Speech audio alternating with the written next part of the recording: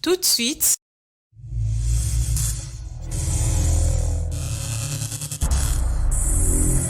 le journal.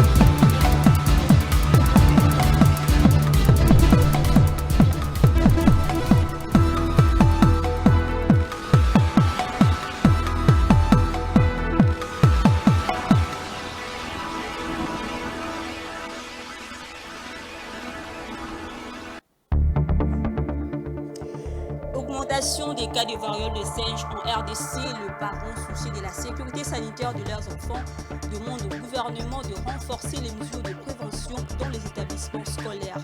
Et puis le gouvernement ghanéen souhaite améliorer les performances de la filière et compte renforcer la coopération avec les principaux acteurs du marché mondial. Madame, Monsieur, bonsoir, bienvenue dans ce journal. Le procureur général près la Cour de cassation, Firmin Vondé, a suspendu de ses fonctions le procureur général près la Cour d'appel, Loussamba Mbombola, Jean Placide, suite à l'incident qui s'est produit vendredi dernier avec un diplomate français qui a été expulsé d'une résidence de l'ambassade de France à Kinshasa, une décision qui découle après une série de mesures annoncées par le ministre d'État en charge de la justice, Constant Moutamba, en rapport avec cette affaire. Suivez ces récits de Damani Moujinga. La liberté d'expression dans un état de droit. Le procureur général près la Cour de cassation vient de suspendre le procureur général près la Cour d'appel de Kinshasa-Gombe pour faute disciplinaire et une action disciplinaire est ouverte à son encontre. Cette suspension fait suite à un dossier rocambolesque digne d'un film d'action hollywoodien qui a failli provoquer un incident diplomatique entre Kinshasa et Paris. En effet, vendredi dernier, un diplomate français premier conseiller culturel de l'ambassade de France a été expulsé manu militari d'une des résidences de l'ambassade de France à Kinshasa. Ce diplomate et son agent de sécurité ont été passés à tabac. Le diplomate s'est retrouvé hospitalisé et la villa qu'il occupait a été vidée de ses meubles. Après cet incident, la RDC, par l'intermédiaire de sa ministre des Affaires étrangères, Thérèse Kaikwamba, a rapidement pris des mesures pour désamorcer la situation. Bruno Aubert a été invité à recevoir les excuses de la RDC. À l'issue de l'audience, l'ambassadeur de France a confié que des mesures avaient été discutées pour éviter la répétition de tels événements, soulignant qu'aucune base légale ne justifiait cette action. Pour aller plus loin dans la réparation des préjudices causés, le ministre d'État en charge de la justice, Constant Moutamba, a annoncé via un communiqué une série de mesures visant à sanctionner toutes les personnes impliquées dans cet incident, notamment la suspension immédiate du procureur général près la Cour d'appel de Kinshasa-Gombe ayant émis la réquisition d'informations qui a conduit à ce déguerpissement, la suspension des autres responsables ayant participé à cette irrégularité, l'arrestation de tous les agents impliqués dans cette procédure irrégulière et l'interpellation des juges ayant rendu ce jugement inique.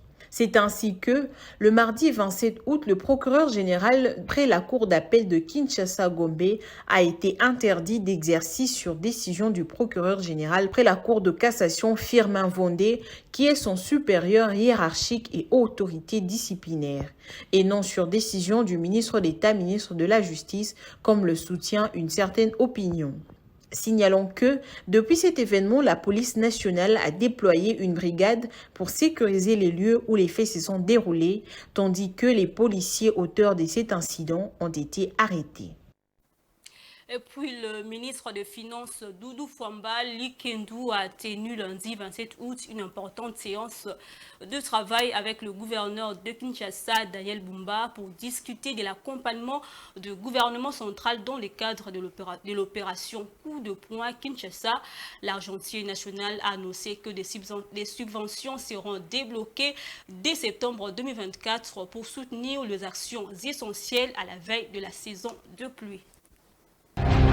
Cette séance de travail est consécutive aux orientations de son Excellence Monsieur le Président de la République, chef de l'État, son Excellence Félix-Antoine Tshisekedi Tshilombo, qui fait du rayonnement de la ville-province de Kinshasa un enjeu majeur de ce quinquennat.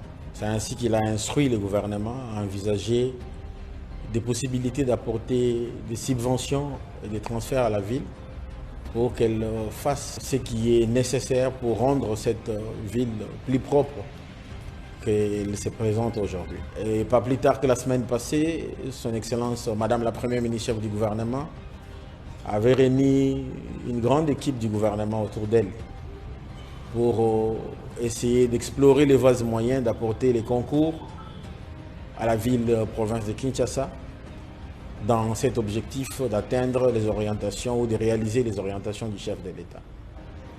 C'est consécutivement à cet état de choses que le gouverneur de la ville nous a approchés après ces séances de travail pour essayer d'examiner ensemble la faisabilité de l'apport que nous pouvons mettre à leur disposition en ce qui concerne l'assainissement de la ville, les travaux de curage des caniveaux dans les différents bassins versants, mais également les travaux de voirie.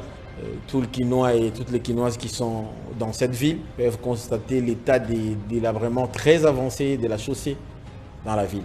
La ville nous a présenté des chaussées urgentes qu'il faut réhabiliter. Nous avons retenu l'avenue Kabinda, l'avenue Assosa, l'avenue Kalembelembe et d'autres segments de la ville qui nécessitent Dombokassa également, qui nécessite une réhabilitation urgente.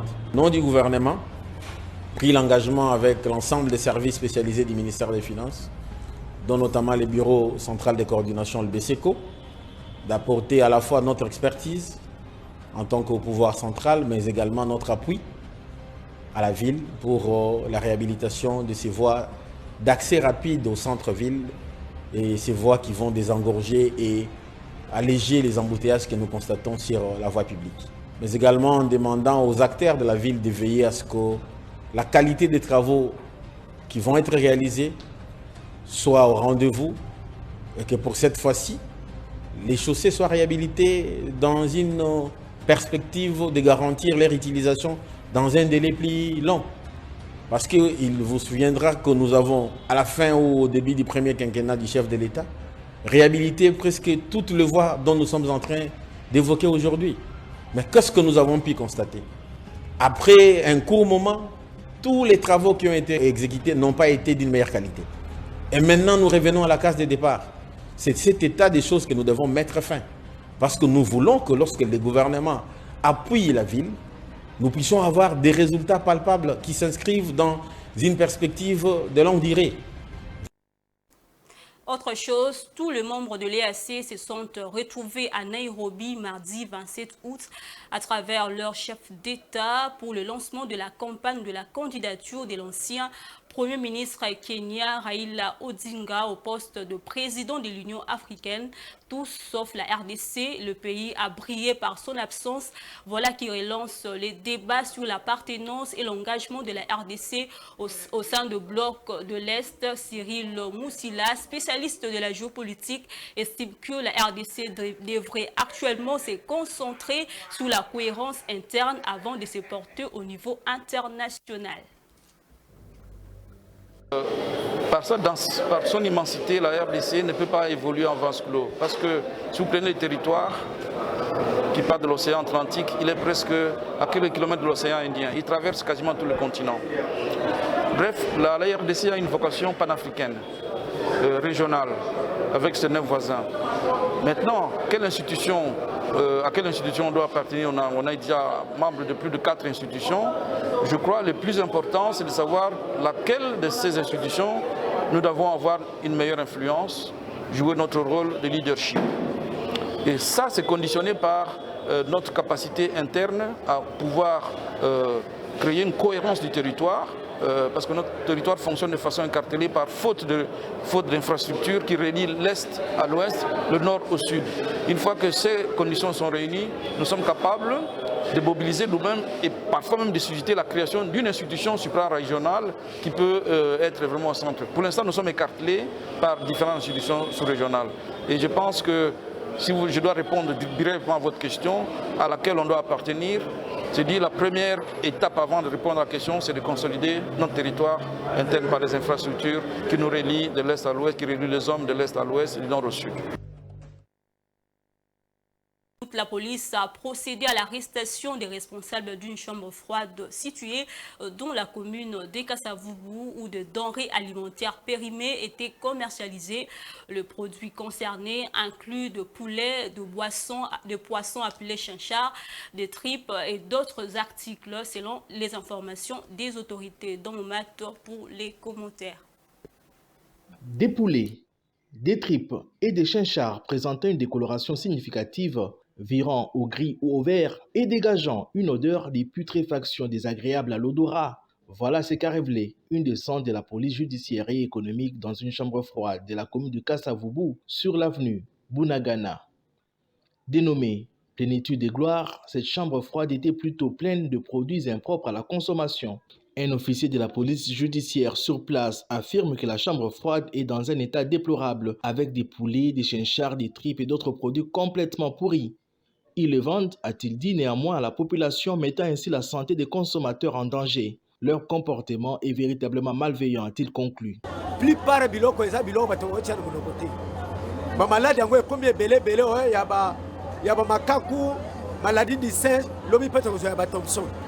Talent de couleur Thompson ezali, soso ndenge ezali, mais bato bazo kolia.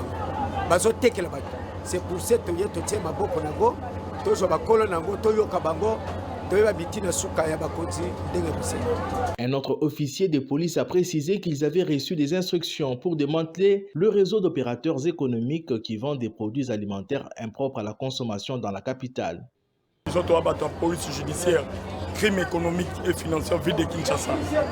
Toyeko Kangabiloko Oyo, Ezali et Belé, Baza et Belé, Katina Avenue Bongandanga numéro 5.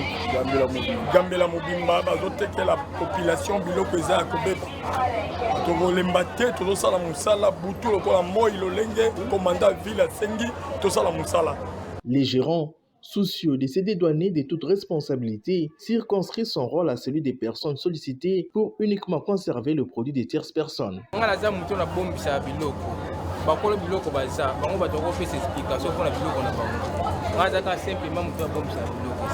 Dans un contexte de préoccupations croissantes concernant les épidémies liées aux maladies zoonotiques, la police dirigée à Kinshasa par le commissaire divisionnaire adjoint Blaise Kilimbalimba s'est également déployée pour lutter contre la criminalité financière et économique. Rendons-nous en Ituri sous la bonne gouvernance du lieutenant-général Johnny Luboya. La société Good News vient de lancer un projet de réhabilitation des tronçons routiers Komanda, Mambasa, Avakubi, long de 298 km sur la route numéro 4. Plusieurs bourbiers ont été identifiés, seront supprimés pour rendre fluide la circulation en vue de répondre aux cris d'alarme lancés par les usagers. Suivez. Dépêché par le gouverneur militaire de l'Ituri, le lieutenant-général Luboyanka Johnny, depuis le vendredi dernier, une équipe mixte, membre du cabinet du gouvernement provincial, l'office de route et l'entreprise Good News Africa ont inspecté et évalué l'état de la route nationale numéro 4 tronçon Komanda Mambasa Avakubi, long de 298 km. Cette route d'intérêt national est dans un état de délabrement très avancé, ne rendant pas la circulation fluide aux usagers de ce tronçon, d'où sa réhabilitation s'avère urgente. Très important de voir la reprise des travaux de route. Cela nous permet d'évacuer les marchandises. Ces derniers temps, la route est dans un état de délabrement très avancé et nos marchandises sont avariées. Nous passons plus d'une semaine à 2 semaines dans les bourbiers. Une semaine à 2 semaines, nous sommes tous Ici sur la route Mambasa-Makeke, nous faisons plus d'une demi-journée pour atteindre 30 à 50 km. Il y a une différence entre l'entreprise Premidis et Good News qui travaille rapidement. Nous les disons merci. Parlant au nom de l'entreprise Good News Africa, le général Jean-Paul Rengabo affirme avoir identifié plusieurs bourbiers et ouvrages à construire. Par rapport à ce travail, nous avons eu à identifier un grand nombre de bourbiers. Il y a des gros bourbiers et il y a aussi des ouvrages qu'il faut revoir, c'est-à-dire reconstruire. Good News, c'est une société responsable qui a ses capacités et ses caractéristiques par rapport aux travaux routiers. Nous remercions l'autorité provinciale de nous faire cette confiance. Précisons que le lieutenant-général Luboyanka Choma-Djoni continue à transformer la province de l'Ituri en améliorant le secteur des infrastructures routières. Il s'y est de noter que l'entreprise Good News Africa est spécialisée dans la construction de routes depuis plusieurs décennies. Et à Kinshasa, alors que le cas de Pox, également connu sous les noms de variole de singe, continue d'augmenter en RDC, le parent, soucieux de la sécurité sanitaire de leurs enfants, demande au gouvernement de prendre des mesures significatives pour les protéger. Il suggère notamment de renforcer les mesures de prévention dans les établissements scolaires et de recourir rapidement au vaccin pour éviter que les enfants ne perdent l'année scolaire de cette crise sanitaire. Suivez ces reportages de Francine Mouké et Giscard Tamba. La RDC est confrontée à une épidémie de Mpox, avec les enfants étant particulièrement touchés par la maladie. Dans ces contextes, la rentrée scolaire est prévue dans moins d'une semaine. De nombreux parents rencontrés dans les rues de Kinshasa ce mercredi 28 expriment leurs préoccupations, mais souhaitent malgré tout envoyer leurs enfants à l'école dès l'ouverture prévue le 2 septembre. Il demande à l'État de prendre les mesures nécessaires pour garantir la sécurité. C'est une maladie grave, mais nous connaissons, ce n'est pas la première fois que de telles maladies arrivent dans notre pays. Ce n'est pas la première fois. Alors l'essentiel est que nous puissions prendre des précautions. Oui, en tant que parents, nous ne pouvons pas refuser que les enfants aillent à l'école. Ils doivent aller, mais sous contrôle des parents, des enseignants, des directeurs et puis des préfets des écoles. De façon que tout enfant qui sera et puis qu'on va identifier, on l'écarte de l'école. On ne doit pas fermer l'école pour un enfant ou bien comment non. Un autre parent appelle le gouvernement à prioriser la vaccination des enfants et des jeunes. Le ministère de la Santé, Roger Kamba, ministre de la Santé, a la mbangu na makambu wa lobaki ya vaccin. Va commander un vaccin et un bangu va vacciner batu. Pour ceux qui le balobio classe exacte bana ba kenete pour la contagion année et comme blanche pamba. Or ceux qui année comme blanche oui ba conséquence nango parce que pour tout éviter que tu perdre année inutilement. Tout ça vraiment le ministère de la santé bala mukambangu mbangu ba senga ba vaccin et ya ba vacciner biso. Mais ceux qui pour na kolobakio ba repousser date ya rentrée scolaire oh ceci c'est là naza contre. Naza vraiment contre nga naza pour maintenir date le 2 septembre. Il y a peu, en 2020, le gouvernement avait été contraint de fermer tous les établissements scolaires pour tenter de contenir l'épidémie de Covid-19. Actuellement, aucune mesure similaire n'est envisagée, bien que la Mpox ait déjà touché environ 9000 enfants depuis le début de l'épidémie en début d'année. Cela représente près de la moitié de 17 800 cas enregistrés dans les pays, dont 600 décès, parmi lesquels 463 sont des enfants.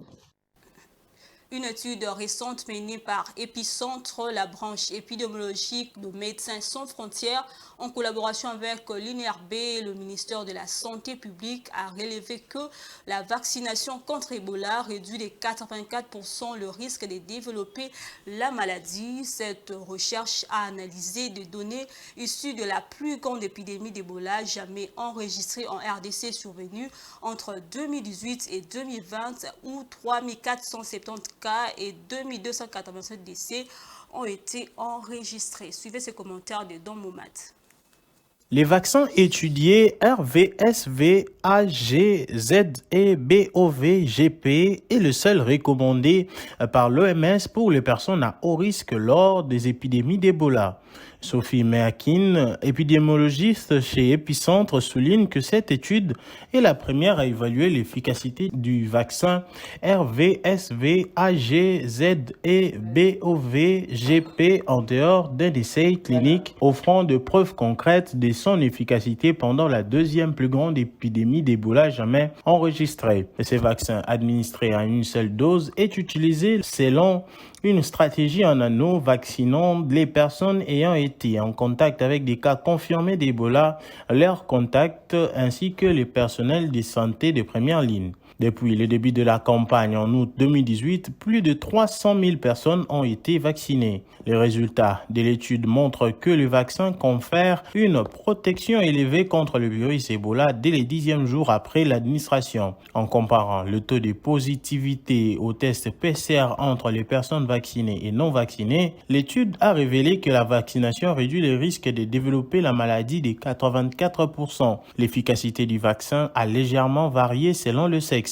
80% chez les femmes et 86% chez les hommes. Steve Aouka, chef du département de virologie à l'INRB et professeur à la faculté de médecine de l'université de Kinshasa, souligne l'importance de la collecte rigoureuse de données durant les épidémies pour approfondir les connaissances sur des maladies rares et améliorer la gestion des futures crises. Il rappelle que ces études offrent des opportunités uniques pour développer de nouveaux outils de lutte et optimiser les stratégies de vaccination. En février dernier, une autre étude menée par Epicentre avait démontré que la vaccination réduisait également de moitié la mortalité chez les personnes infectées par Ebola. Ces résultats soulignent l'importance de vacciner rapidement les personnes exposées au virus dès le début des épidémies pour limiter la propagation de la maladie et protéger les communautés.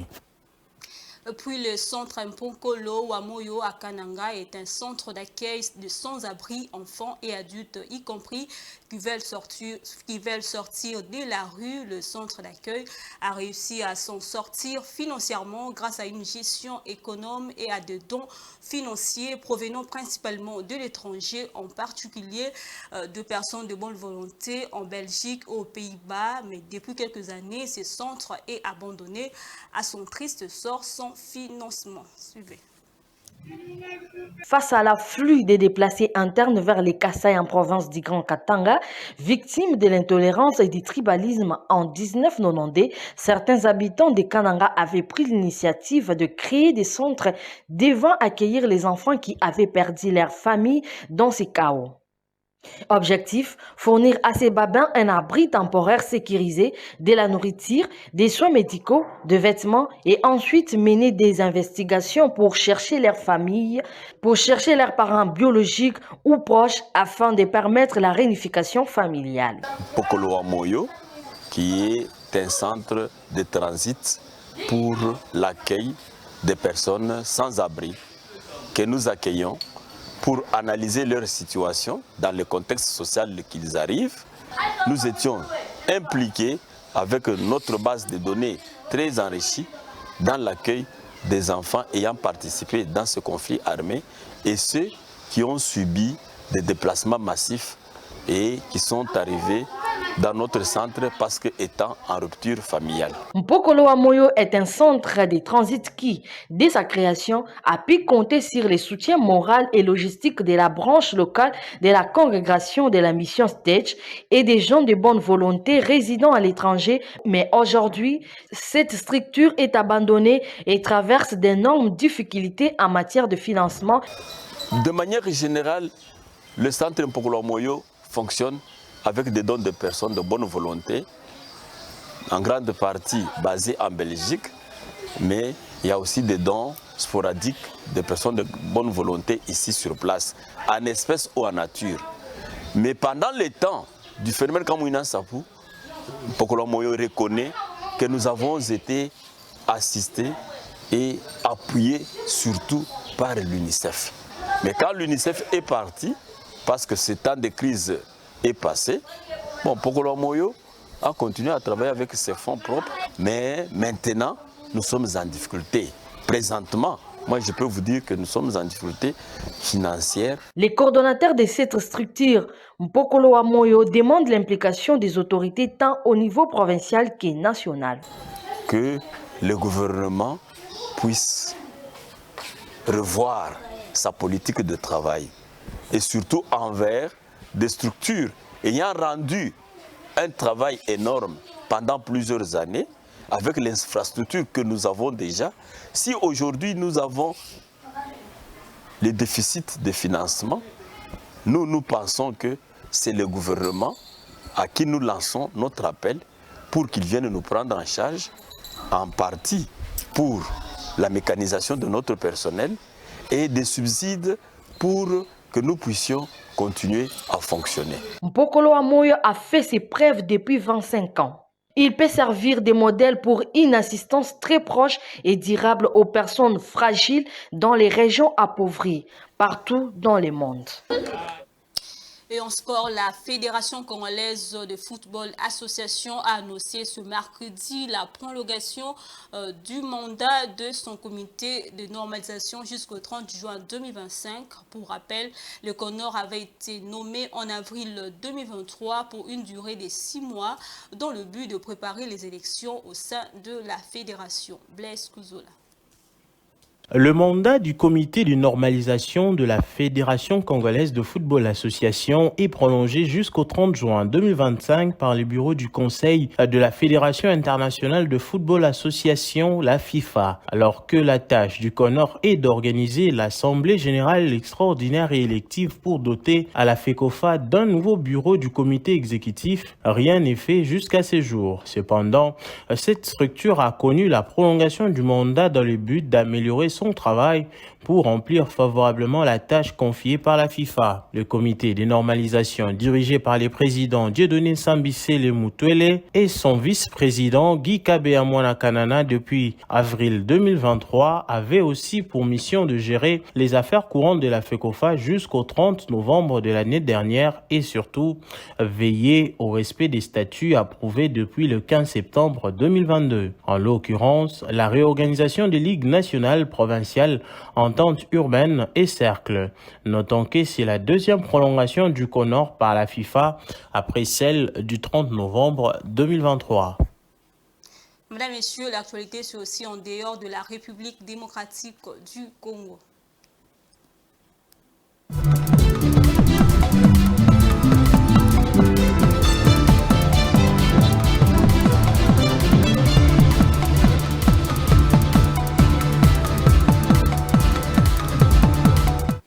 Comparativement au premier semestre 2023, le franc CFA dans la zone UEMOA a vu sa valeur augmenter par rapport à celle de 5 autres monnaies de la CEDEAO. Cependant, un glissement mensuel, la monnaie commune à 8 pays a connu des épisodes de dépréciation, notamment face au Naira. Rachel Misenga. En moyenne, le franc CFA s'est renforcé de 114,1% par rapport aux autres monnaies d'Afrique de l'Ouest au cours des 6 premiers mois de l'année 2024 par rapport à la même période de l'année précédente. C'est ce qu'a constaté l'agence Ecofin à partir d'une compilation de données publiée par la Banque centrale des États de l'Afrique de l'Ouest. Selon les chiffres de l'institution, la monnaie commune aux 8 pays de l'Union économique et monétaire ouest-africaine a particulièrement performé par rapport aux monnaies du Nigeria et du Ghana, qui sont respectivement le premier et le troisième plus grande économie de la CEDEAO en termes de PIB. Face au Naira, les francs CFA a ainsi enregistré une progression moyenne de 221,8%, alors que face au CEDI, cette hausse s'est affichée à 20,8%. Cette performance s'inscrit dans un contexte où les économies nigériennes et ghanéennes, qui sont le plus importantes de la CEDEAO, avec celle de la Côte d'Ivoire, traversent une crise depuis plusieurs années. Entre août 2023 et août 2024, le cedi a ainsi perdu 27,9% de sa valeur face au dollar, alors que le naira a perdu 53% de sa valeur face à la devise américaine sur la même période, selon la plateforme Converteur. Malgré la forte appréciation constatée en glissement annuel, il faut souligner que les 6 premiers mois de 2024 ont également été marqués par des épisodes de dépréciation du franc CFA, notamment face au naira en glissement mensuel. Ainsi, par rapport à décembre 2023, la monnaie de l'UEMOA avait perdu 3,8% de sa valeur face à la monnaie nigérienne en janvier 2024. En avril 2024, cette dépréciation était de 19,1% par rapport au mois de mars 2024, alors que le pays le plus peuplé d'Afrique est en pleine réforme économique et monétaire. Notons que les francs CFA, portés notamment par une croissance solide des économies de l'UEMOA, ainsi que par la parité fixe avec l'euro, a également performé sur le marché international. Entre août 2023 et août 2024, la monnaie s'est appréciée de 1,44% par rapport au dollar américain et de 0,13% par rapport au yuan chinois, selon le Converteur. Je le dis au sommaire, le Ghana est le 5e producteur africain d'huile de palme derrière le Nigeria, la Côte d'Ivoire, le Cameroun et la RDC. Le gouvernement qui souhaite améliorer les performances de la filière compte renforcer la coopération avec les principaux acteurs du marché mondial. Rachel Missing. Le Ghana souhaite devenir un membre à part entière du Conseil de pays producteurs de l'huile de palme. L'annonce a été faite par Brian Aseopong, ministre de l'Alimentation et de l'Agriculture, dans un communiqué publié le 25 août. Alors que le pays est un membre observateur du Conseil producteur de l'huile de palme, depuis 4 ans, les responsables estiment que ces changements des statuts devraient accorder certains privilèges pour améliorer la performance de l'industrie ghanéenne de l'huile de palme. L'adhésion du Ghana en tant que membre à part entière devrait profiter aux petits exploitants agricoles qui auront accès aux conférences et aux activités organisées par l'organisation. Cette démarche a le potentiel de transformer les secteurs de l'huile de palme, d'améliorer la productivité et d'augmenter les opportunités d'emploi, peut-on lire dans ces communiqués. À cette fin, l'autorité de développement des cultures arboricoles a été mandatée pour entamer la démarche et mener à bien le processus pour le changement des statuts du Ghana. Il faut noter que c'est une organisation mondiale qui vise à promouvoir le développement de l'industrie de l'huile de palme pour l'échange d'expertise, des technologies et de meilleures pratiques de la défense et de ses intérêts. L'organisation a été fondée en 2015 par l'Indonésie et la Malaisie, qui sont respectivement le premier et le deuxième producteur et exportateurs mondiaux d'huile de palme. Au Ghana, la production d'huile de palme s'est élevée à 3000 tonnes en 2022-2023 d'après l'USDA. Place à présent à la revue de presse.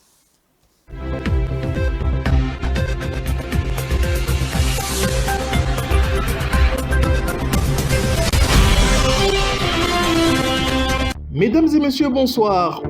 Ouvrons cette revue avec Eco News qui rapporte l'appel au dialogue lancé par Martin Fayoulou depuis les États-Unis. Malgré ses efforts, la réponse de partis politiques est mitigée. L'UDPS semble indécis, tandis qu'Ensemble pour la République de Moïse Katumbi exprime un scepticisme profond en raison des crimes non résolus et des violations des droits humains. Le docteur Mukwege renchérit les tabloïds serait favorable à l'initiative, mais l'Église catholique, au cœur du dialogue proposé, reste prudente face à une démarche encore floue. Gardons le même journal pour aborder la question de la gouvernance démocratique mise sous pression en raison des activités des milices affiliées aux partis politiques. Depuis les élections de décembre 2018, la RDC a connu une évolution politique marquée par les stratégies des partis majoritaires, l'UNC de Vital Kamerhe et l'UDPS, le parti présidentiel. L'UDPS utilise ses structures internes, les forces du progrès, pour mener des actions controversées. Parallèlement, l'UNC déploie ses bérets rouges, une milice impliquée dans les violences, exacerbant les préoccupations sur la consolidation du pouvoir et la sécurité, ce qui soulève des questions sur la gestion démocratique. Changeons les registres avec le quotidien qui traite de l'assainissement de la ville de Kinshasa. Face aux défis de pluie, des initiatives sont mises en place pour améliorer les infrastructures urbaines. Le ministre des Finances appelle à une mobilisation générale pour soutenir le nettoyage et la réhabilitation des chaussées en accord avec les orientations du président Félix Tshisekedi. Les travaux sur les principales avenues devraient contribuer à une meilleure gestion des eaux pluviales et à l'amélioration de l'environnement urbain. La prospérité, quant à elle, relaie les préoccupations de la DSDP sur l'accessibilité à la justice. Le gouvernement a augmenté les frais de consignation de 10 à 50 $ pour le premier degré et de 50 à 100 $ américains pour les appels, ce qui rend la justice trop coûteuse pour le plus pauvre. La DSDP craint que cette hausse n'encourage la vengeance individuelle et la justice populaire en décourageant les citoyens d'accéder à la justice étatique. Parallèlement, Info 27 rapporte que les victimes du conflit Kamwina-Nsapu réclament justice et réparation après avoir tout perdu durant les conflits interethniques au Kasaï en 2017. Le chef traditionnel Kamwina-Nsapu a plaidé auprès de la ministre des Affaires sociales pour la réhabilitation des infrastructures de base en faveur des victimes. De son côté, Forum des As dénonce l'absence des députés pendant les vacances parlementaires dans leur fief. Il est regrettable, écrit le confrère, que nombre d'entre eux profitent de cette période pour voyager en Europe, négligeant leurs responsabilités. À leur retour, ils se présentent au Palais du Peuple sans arguments significatifs et certains dorment durant les séances plénières. Terminons cette revue avec Géopolis Hebdo qui évoque le programme ambitieux du gouvernement pour exploiter le gaz du lac Kivu afin de produire de l'électricité et réduire les risques environnementaux liés au gaz toxique du lac. Ces projets visant à améliorer l'accès à l'électricité dans les provinces du Nord Kivu, Sud Kivu et éventuellement l'Ituri comprendra également l'installation des micro-barrages hydroélectriques dans 33 sites à travers le pays pour renforcer l'infrastructure énergétique. Fin de cette revue de presse, merci à vous de l'avoir suivi et à la prochaine.